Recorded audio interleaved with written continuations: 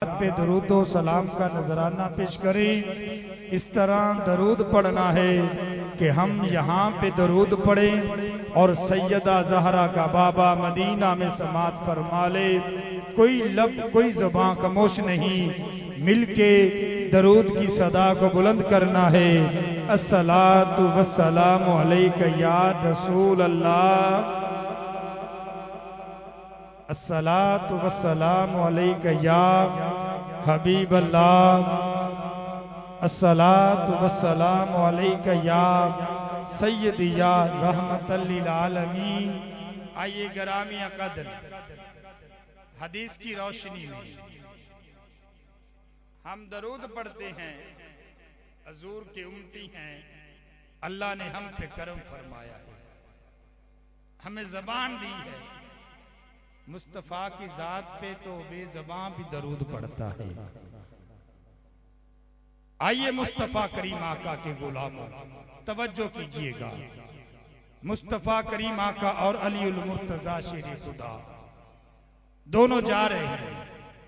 आगे आगे मुस्तफ़ा करीम आका हैं, पीछे पीछे अलीउल मुर्तज़ा शेर खुदा है।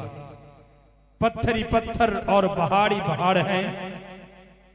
अचानक मौला अली ने आवाज सुनी है, कानों में आवाज आती है, अस्सलातु वस्सलामु अलैका या रसूल अल्लाह, अस्सलातु वस्सलामु अलैका या सय्यदी या हबीब अल्लाह। मौला अली ने दाएं देखा, बाएं देखा। पंजाबी विच कहां ते मौला अली ने सज्जे वेख्या ते खब्बे वेख्या। मैं और मुस्तफ़ा करीम आका तीसरा बंदा नहीं, लेकिन दरूदो सलाम पढ़न की आवाज पे होंदी है। थोड़ा जिन्ना अगे होर बदे आवाज होर तेज हुई। मौला अली फिर इधर उधर देखते हैं, मैं और मुस्तफ़ा करीम आका, अरे तीसरा बंदा नहीं। थोड़ा जिन्ना होर अगे बदे आवाज होर तेज हुई। मौला अली देखते हैं, मेरे मुस्तफ़ा खैरियत तो है, इधर उधर देख रहा है।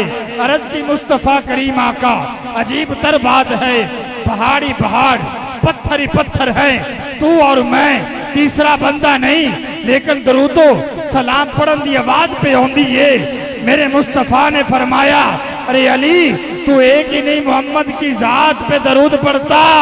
सामने जो पहाड़ है उस पहाड़ की ने फरमाया, अली सामने जो पहाड़ है उस पहाड़ की चोटी पे एक छोटा सा पत्थर पड़ा है जो मुस्तफ़ा की जात पे दरूद पढ़ रहा है।